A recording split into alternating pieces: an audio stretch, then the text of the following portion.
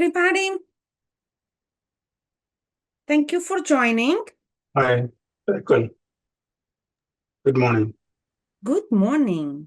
Actually, for me today, good morning was a couple of hours ago. Now is good afternoon because I'm in Portugal today. I'm not in US in my usual home. Oh, sorry, good afternoon. You wouldn't have a way to know because no one knows apart from myself, and now you all know because I let you know here. Um, so we will start at 5 past.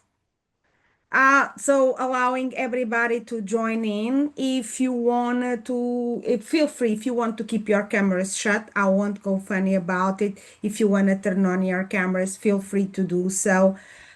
This will be an interactive exercise. We will interactive talk. We're gonna be using, I don't know if you know Mentimeter. So we will have some polls. I don't know how many people's gonna join, but if we have enough people, we might do some group discussions. Otherwise, we will discuss it here all together. In the end, I have a framework and a PDF for you that most likely then. Simpliaxis or any of the good friends of Simpliaxis will send to you. They will have your emails and they will send to you, if you don't mind, the PDFs of this presentation. All good?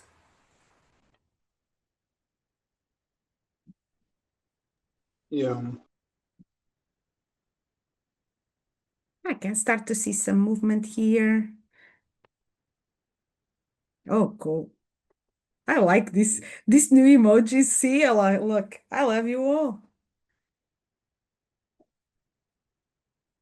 They just float around. They are so cool, so much more cool than the previous ones. So, we are almost at time to start after this 5 minutes grace. Um, there will be, I'm gonna give you the code to join the Mentimeter, the Menti pool. We're gonna start in the Menti. We're gonna work through some questions, and after that, we will move on because Mentimeter doesn't have much space for me to give you some content, and I want to give you some content that you can take on and play with it.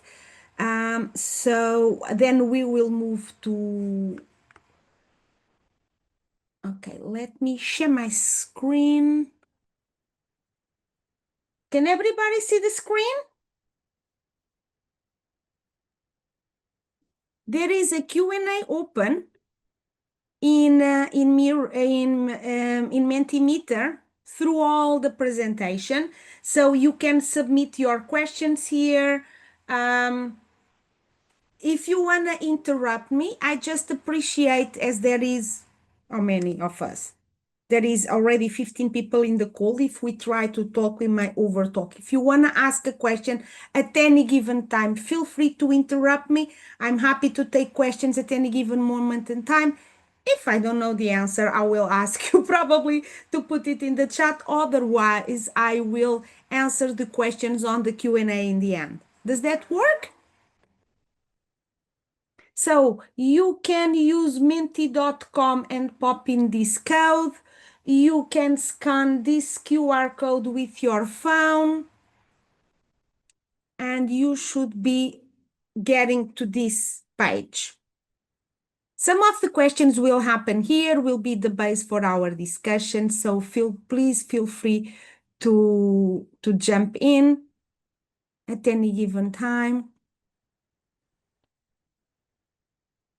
So we have 4 so far.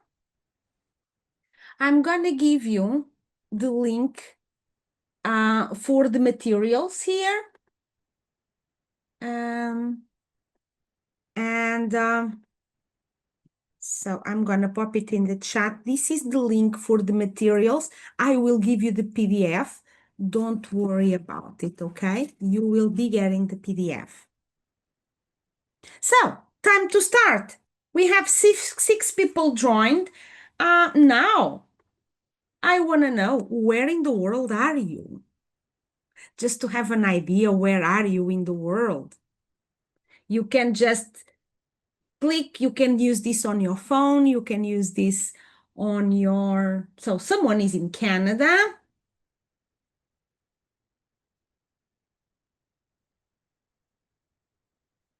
US. If I was to answer, my one would be here on this tiny rectangle here. Okay, someone in Europe, maybe Germany.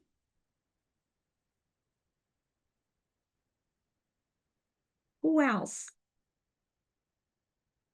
So the person closer to me today is somewhere in Europe. Okay, anyone else wants to join and share where you are today? This is more for you to get used. Some of these questions are actually questions.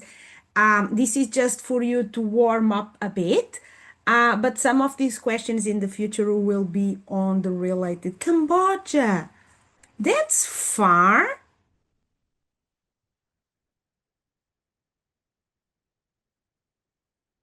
I have friends being there in USA. Cool. Egypt. Oh, beautiful. I saw the opening of the museum. It was so beautiful. Pune, India. Minty is new. No, it's not new. It's been around for a while. I like to use it. If you do minty.com, you pop in this code, or if you scan the QR code, you will go. And as I move along, you will move along today with this. But you can always answer here on the chat. It's okay. I have the chat open, so that works. What do you want to take away? So you know the topic for today, you know the title is Metric That Matter for Agile Leaders.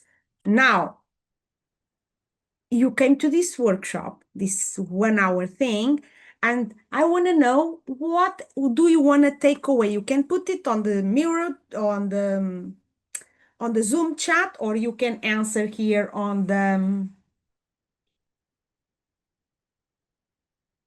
an idea what metrics can I use for my work. What else? I guess that summarizes half of you, didn't it?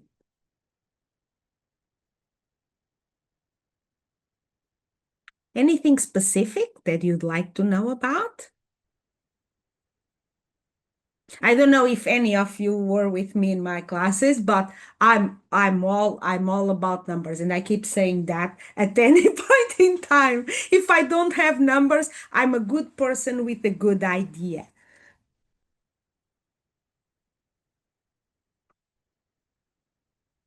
Anyone else?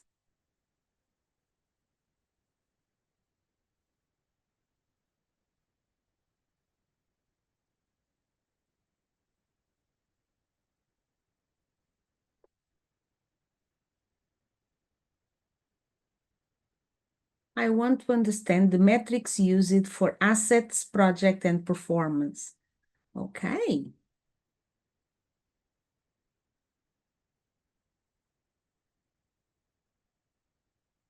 Anyone else? I would like to see at least 3 answers.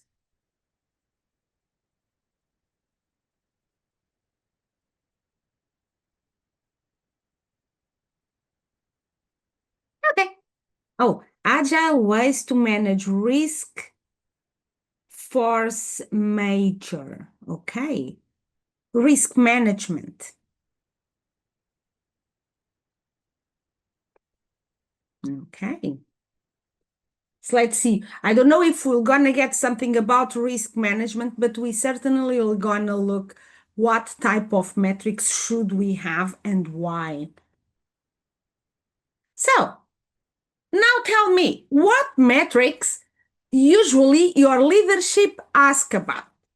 Because that's, you all are here because you use metrics, you get requested metrics for reporting. What type of metrics are is your leadership?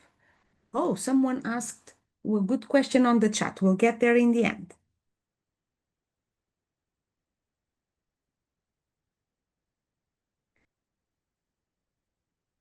Which metrics does your leadership ask about most often?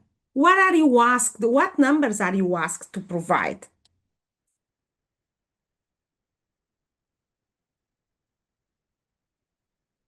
Velocity, churn, business value, time to market. I don't know. You tell me.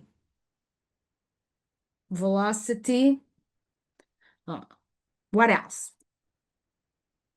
Time to market.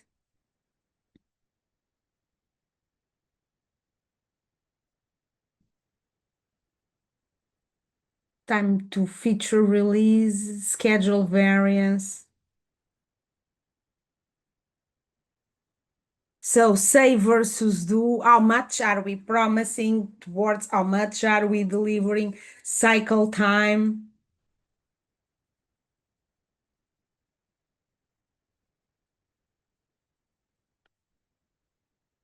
cost. What else?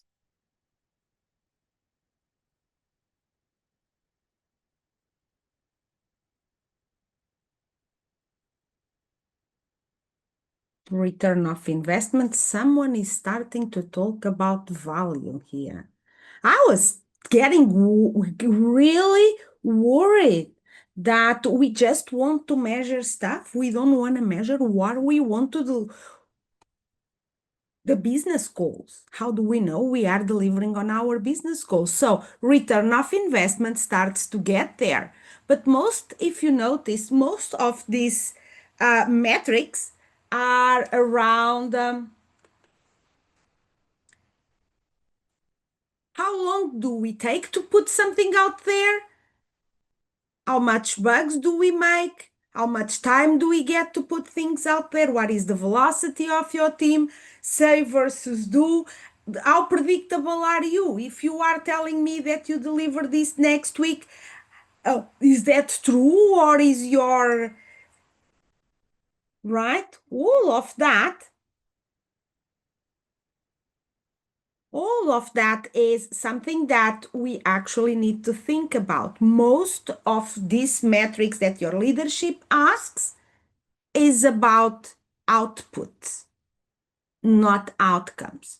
Are we measure the value we are delivering to our clients? Not there is anything about wrong about these metrics, but we'll get there in a little bit. Thank you very much. We got way more things now than we had on the previous one. Now, this one is easier. This one is not to respond on Mentimeter. How much time do you, if you spend more time producing metrics than using them, let me know. Show your hands. Show hands how much time, if you take more time preparing metrics than delivering metrics, using them, show my hand. Show your hand. You can use the fake hand, the Zoom hand. How many people spend more time gathering metrics than actually using them to make decisions?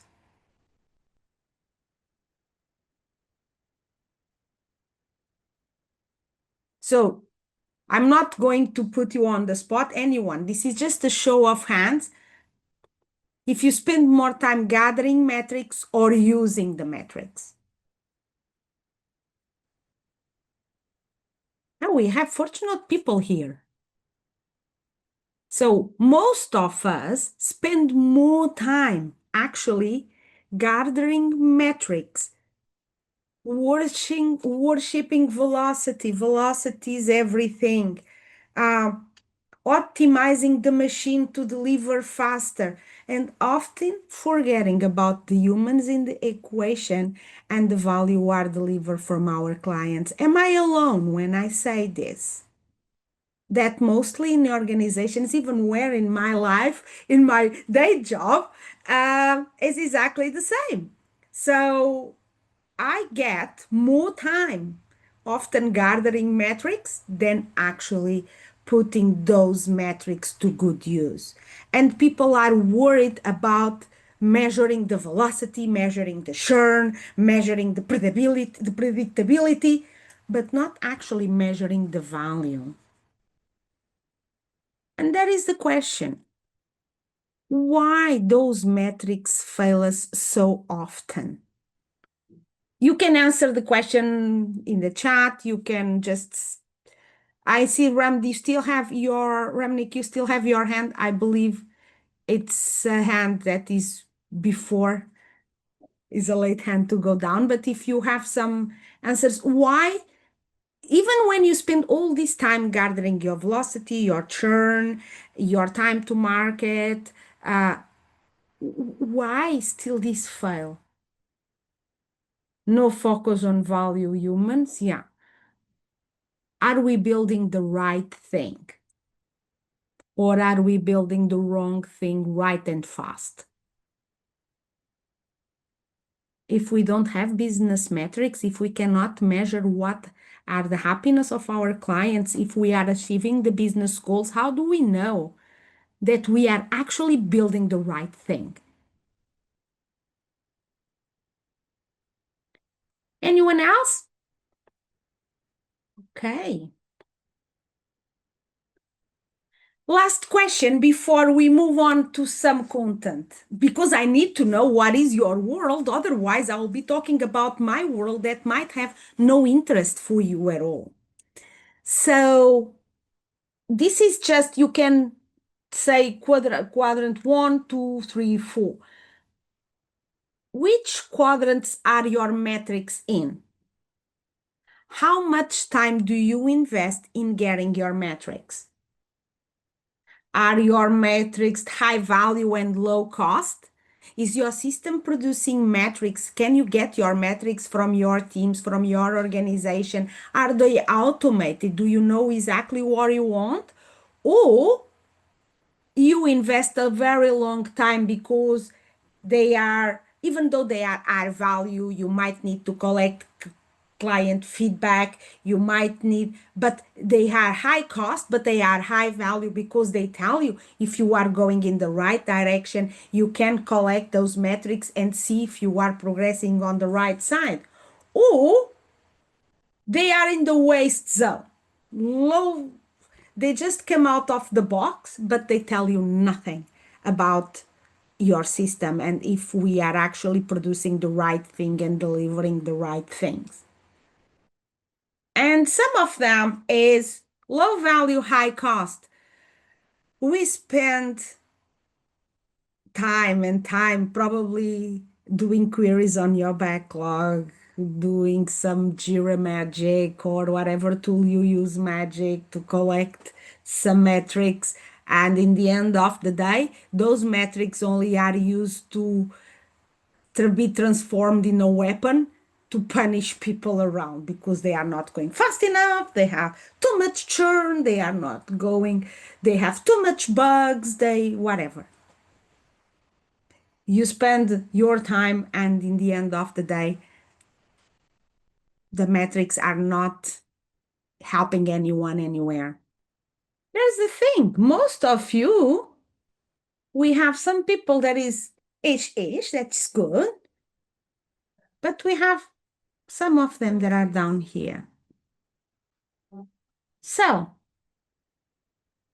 you might ask, who is this lady here that is now getting us and asking us all these questions?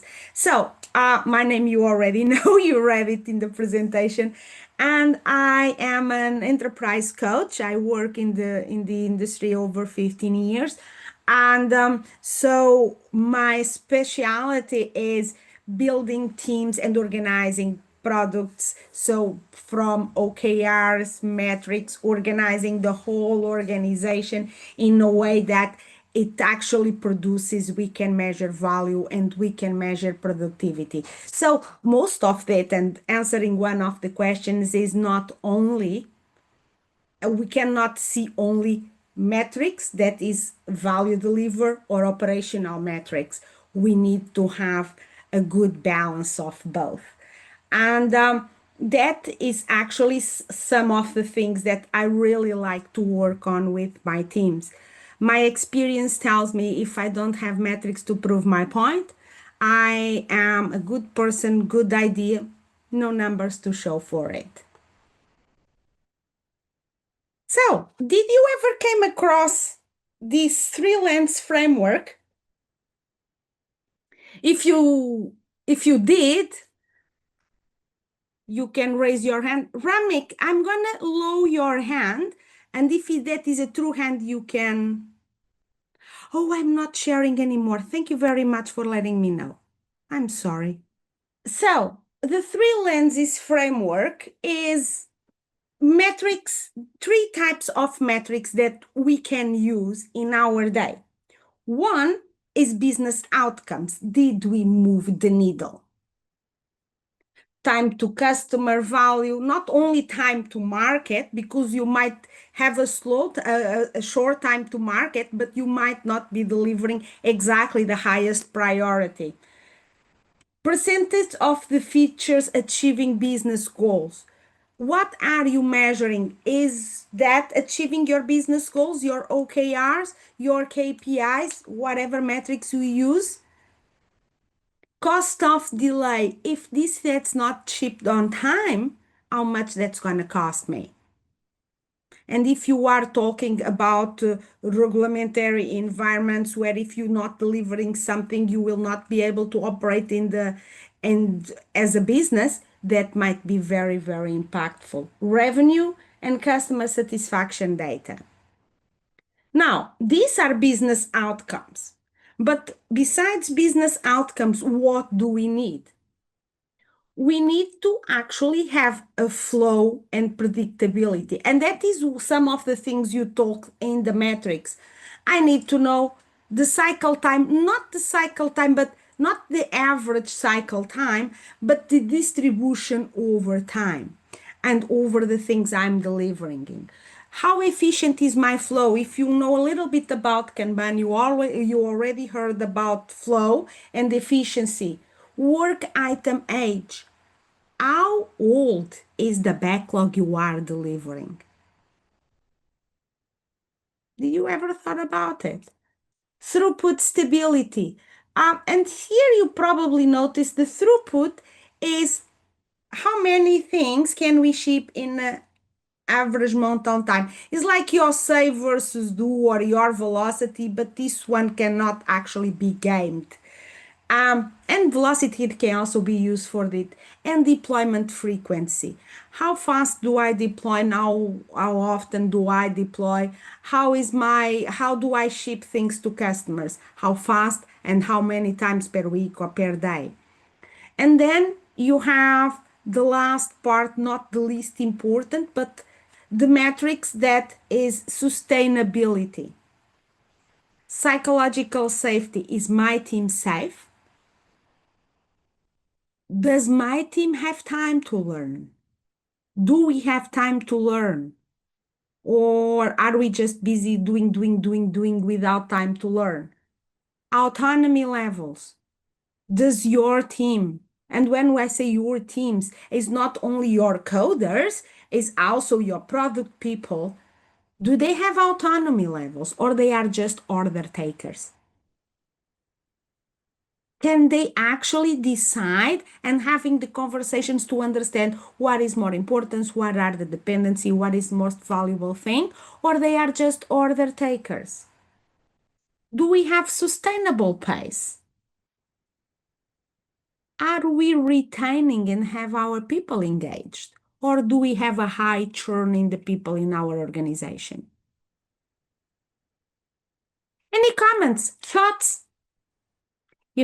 If you don't say anything, I don't know if I'm talking to myself or if I put you all to sleep.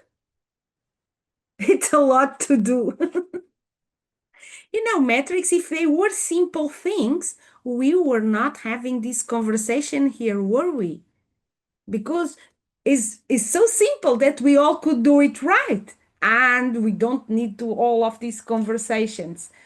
So when we talk about these three types of metrics, is business metrics are short-term thinking. because we might be uh, getting the business outcomes we want, but we might be burning the candle from both sides. Flow metrics say, is my system working or not? And the third one is about the humans in the equation. Do I have sustainability? Can I keep this pace long enough? So, and all these three together, it calls leadership intelligence. So, a leadership that can see the three parts of the where you can get your metrics from, that leadership is more attainable for success. Comments?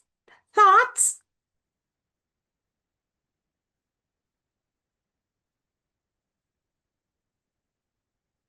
So, I'm gonna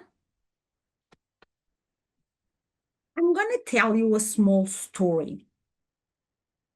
So this one here gives you some of the metrics. Some of you were asking some metrics. If you are business outcomes, what we do, shouldn't be asking, did we ship features? We should be asking ourselves, are we achieving the business goals? Are our customers happy? Are we making more money for the business? Is our business sustainable? You don't get paid in story points or metrics. You don't get paid in, you get paid in dollars. So you really need to know if you are shipping the right thing, if your customers are happy, if you have identified some risks, what if the risks are not addressed, what will be the cost, what will be the impact. All of that are the metrics that measure the business outcomes. And that often is the ones that we do the least. Because if we don't know, imagine a little bit of systemic thinking. If you don't know where you want to go, how do you know that you are going on the right direction? If your product people or if your engineers don't know your business goals, your quarterly goals, how we know that they are building the right thing? And the other two, cycle time, distribution, flow, work age item, psychology. So all of these are the things we need to take a look at. Now, there is the thing, as traditional management is built on, they want just to measure things that are repeatable things. We measure velocity because we have the teams there and the teams are there and velocity come out of the box and we can see if we are going delivering on the same pace or not. We want committed versus done or say versus do or percentage of delivered. Why? Because we want to know if I'm promising something, how long it's going to take me. But are we actually measuring for the complexity of the world we live? Are we actually measuring?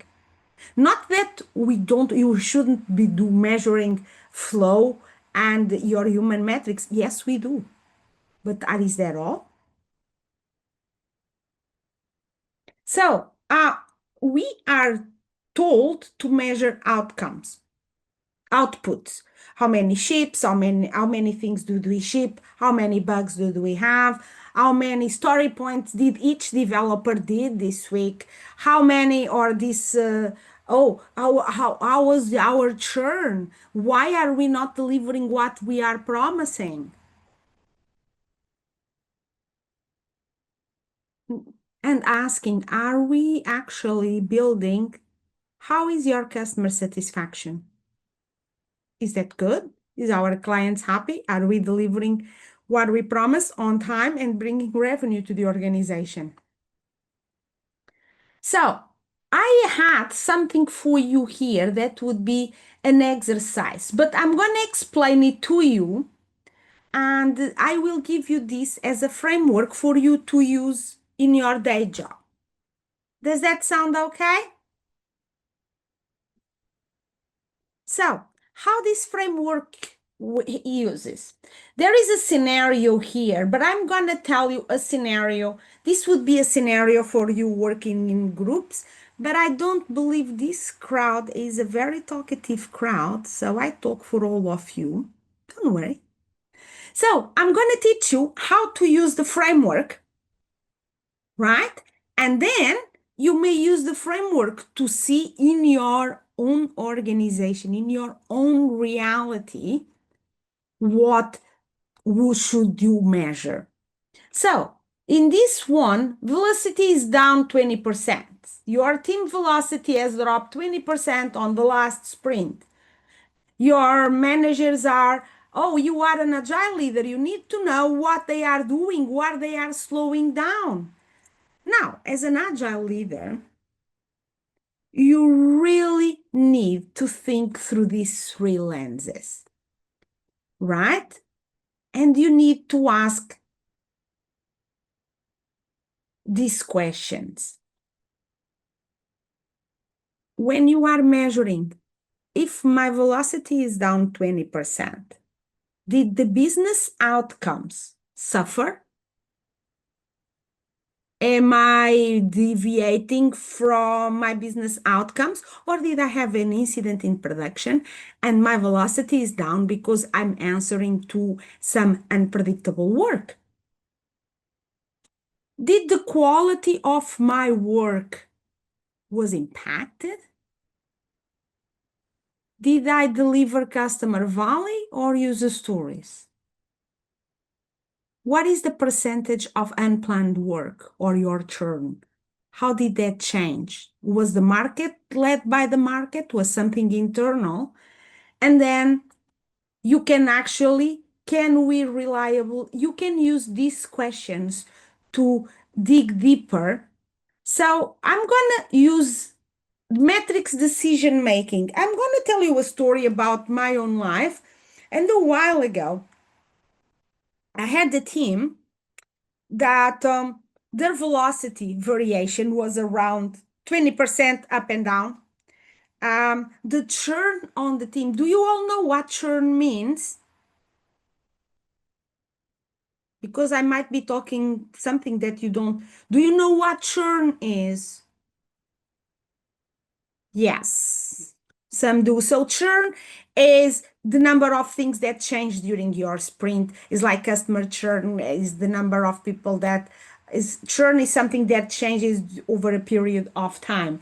So I had this problem and my say versus do was actually pretty good. We could deliver most of the time 80% of what we promised. So it was not that bad. But we still have a problem. You know what it is? Is our stakeholders still complaining that they didn't get what they asked? We still have problems to solve in the system. There were some problems that were affecting productivity from other people, and they're still there. Nonetheless, the teams were busy and throttling. So the signal was we didn't have metrics to measure value delivered. So this the problem. What show was stakeholders screaming their heads off because they were not getting what they were promised. Scope management ish was prioritization. How do you prioritize? Understanding the impact, and the effort, right, is one of the ways a balanced prioritization. But you need the three of those. So we were having this problem. The investigating, what did we investigate? So, even though we were delivering in the constant pace, more or less like more or less 20% would be more one or two stories or one or two bugs per month that was so per sprint that was sorted. So we were actually in a good space in terms of metrics. But what were we missing? Validation of each milestone. We were missing business value. So there was a problem in this team that was the stakeholders. They put stuff in the backlog and they on aside their own prioritized. So the product owner, instead of being a gatekeeper and having the ownership of the product actually and be able to say, oh, this goes now because, and asking from the stakeholders, what is the impact? What is the value? How many users are impact? How do we know this and that? They didn't. They were just building stuff. Of course, some of the things were not noticed, fell out of the board. And what did we do with this? So, like, long story short, it started to have, was not validation at each milestone, but was having quarterly goals. What are the problem we're trying to solve this quarter? And validating from there what would be entitled, what will be, and all of that, having that measuring, we knew that from that, actually, in terms of flow metrics, we were pretty good. We are just not measuring the value we were delivering. The 40% churn you heard before, that 40% churn was mostly about bad process in support metrics, in support. So we need to work out how we'll handle support to actually be able to streamline our work. But if you know that 40% of your work is actually random work coming from is not work that comes from straight from your client or deliver straight business value. You can say, instead of having or your 100% capacity to business, you say from this 100%, 40% is business as usual, is keep the lights on work, and only this 60% is actually new work that we are delivering. You just need to keep an eye on if that shifts and start to eat more here, or what can you do to reduce this keep the lights on work. So that is a balance that you need to strike with your own team. Any questions? So you can use this signal investigation, and then what did we do? We actually educated the stakeholders in business value, and we enforced a balanced or weighted prioritization where impact, value, and effort were, and then we had the matrix, and all the things that were in our backlog were re-weighted, everything that was old. And I can tell you one thing, in 4 months time, our stakeholders were the the NPS scores from our clients was up from 60 to 85%. So it was a very big difference. Just when we actually understand managing expectations, understanding what would be the most valuable thing to deliver. Questions, comments? Shall Eh, I continue?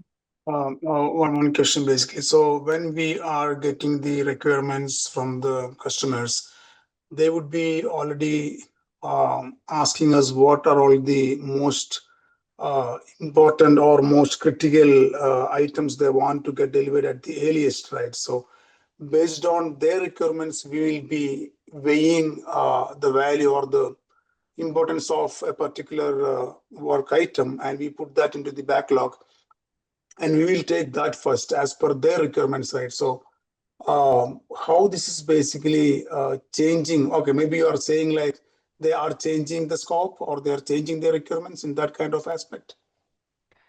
Uh, on this case that I was explaining, Mhm. they were not changing. People were just putting things on the backlog, and there was no priority assigned to it. The priority was the stakeholders actually, when they put the intake process was rubbish. So they just ask new things to be done, And this was a support tool for internal customers in the bank. So every time a line of business asks a new field, or no one asks how many people will be impacted by this. Or if someone asks for an approval to be automated if the risk was less than X, how Okay. many people were impacted by that? We wouldn't know. Imagine that will have 50,000 technologists impact if we change that. And we improve their life in 2 minutes per day. Yeah, so this particular kind of cases are happening if the scope analysis or the requirement analysis is not going very well, right? If you do have an intake system that works, when something comes to your pipeline, you will analyze it, see what is the impact of it, what is the business value of it, even if it's an internal tool. And then with your team, you say, okay, this will have X amount of effort to be done.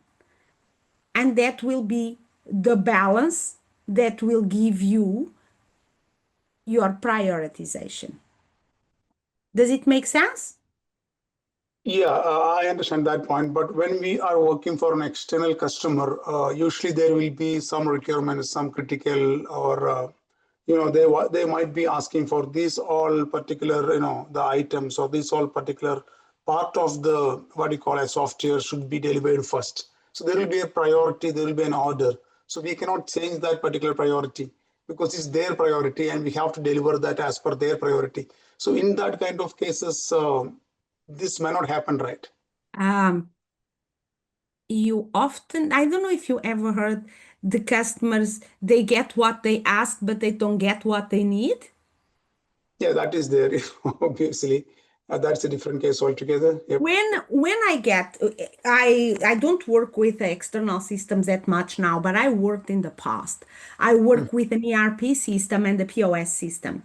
And I can tell you one thing. I work for a big company called Marks and Spencers mhm. as a vendor. And the requirements they were asking for us to deliver, Yeah. some of them, after investigation, they were just dropped.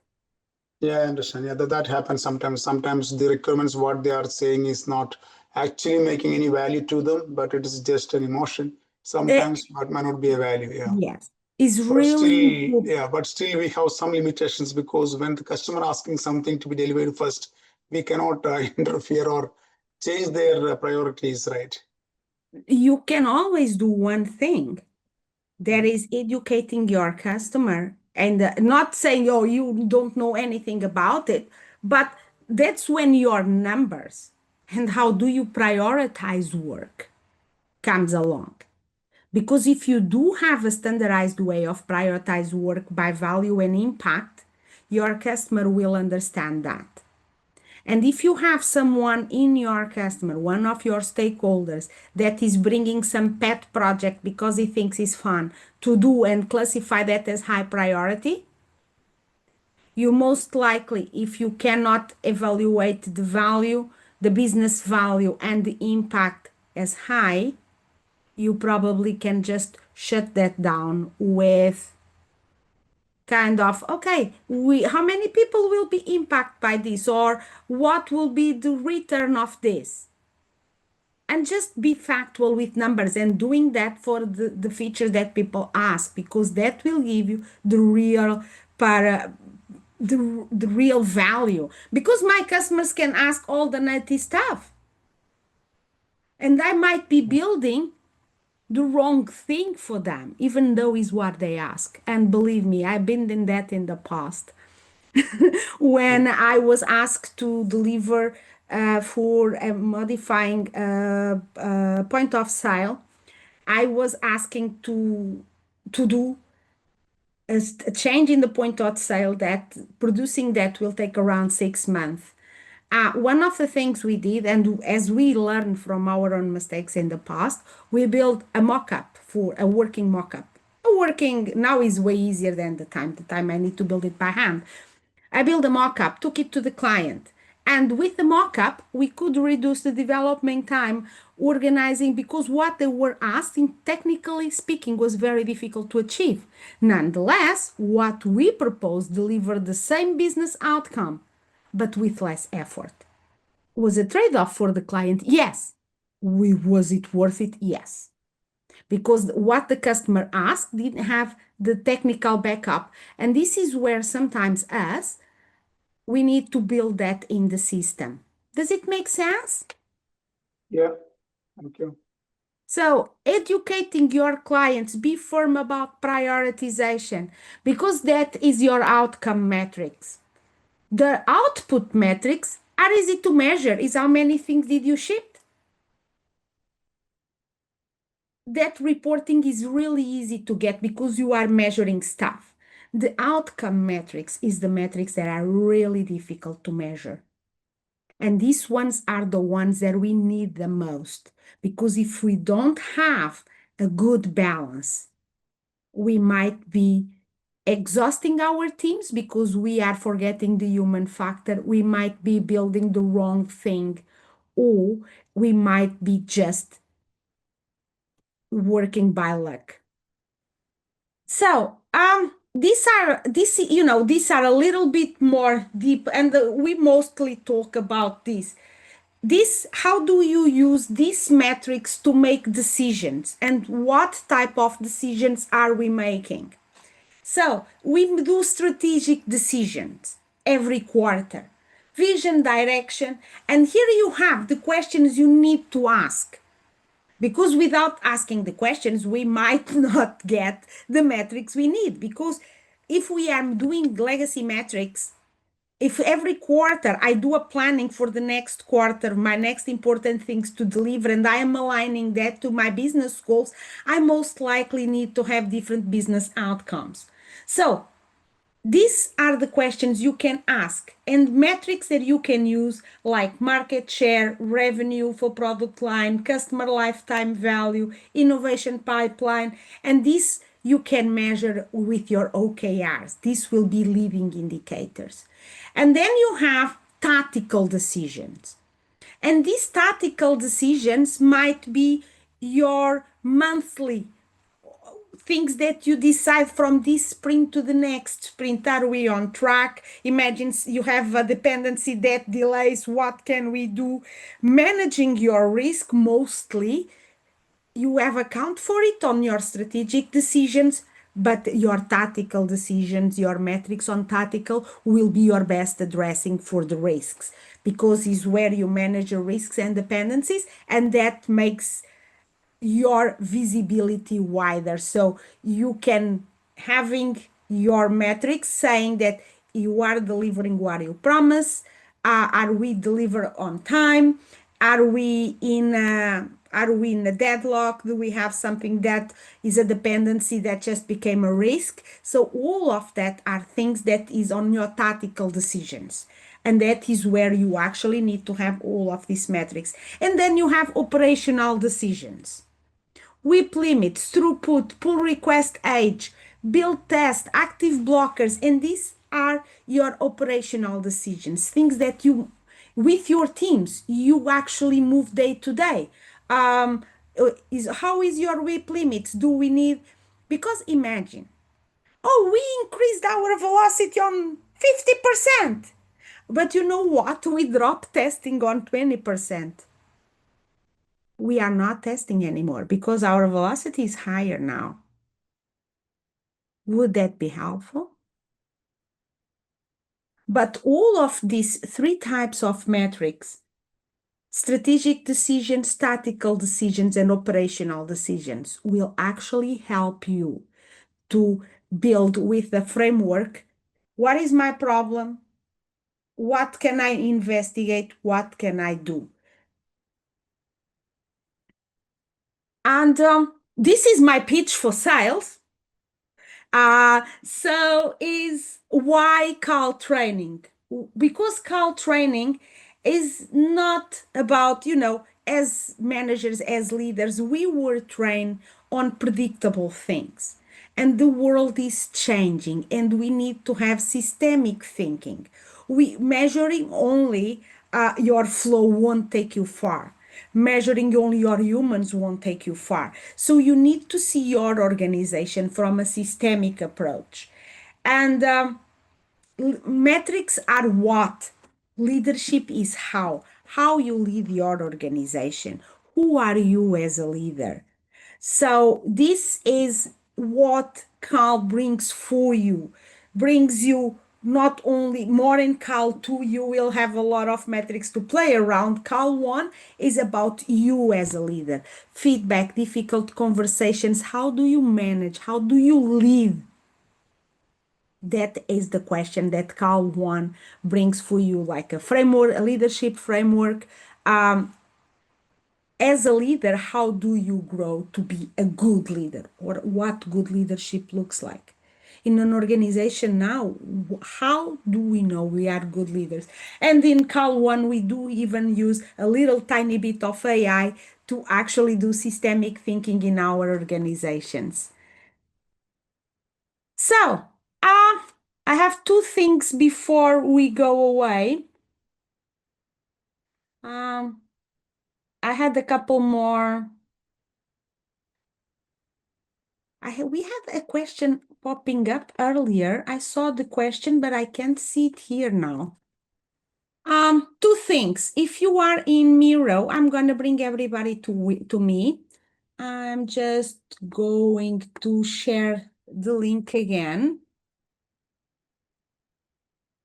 And if you want, you can give feedback either in Miro or in Mentimeter. Okay. You can pop questions in one side or the other. Either ways, here, if you want to contact me, I'm going to ask, do you want a PDF? Do you think it's worth it? Give me your feedback here or in Mentimeter. What do you think about it? I can give you the PDF. I will ask Simpliaxis to share it with you. If you want to talk to me, there is the schedule here for my Cal classes. If you want to join Cal 1 or Cal 2, I see Agile, ACC, or in the future, probably next month, facilitation classes. You also can find me on LinkedIn. I'm not the fastest person answering. This is me on LinkedIn. If you find me, you can send me a message. I answer. If you want to talk, I'm happy to talk. If you want to join one of my classes, feel free to do so. Here you have my schedule. Any questions, anything you'd like to say to me before? If you want to bring your, please leave your feedback here. Any questions, anything before I close the call? I can't have something on Miro. Oh, why would that be? Click here. On I share my LinkedIn with you. I can share my LinkedIn with you, and when you will receive the, and this is my schedule on Simpliaxis. So if you want to connect with me on LinkedIn, you have it on the chat. If you want to leave some comments here, feel free to leave some comments here. You know, I'm going to do this once a month with different topics. This time is metrics. Next time will be something else.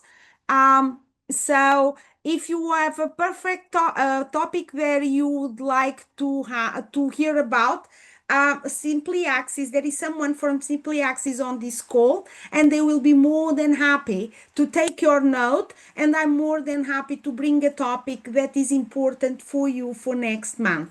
Okay? So, if you want to join me, if you like this small thing, please join me on a call or on a call training. Join me for the next webinar. Connect with me on LinkedIn.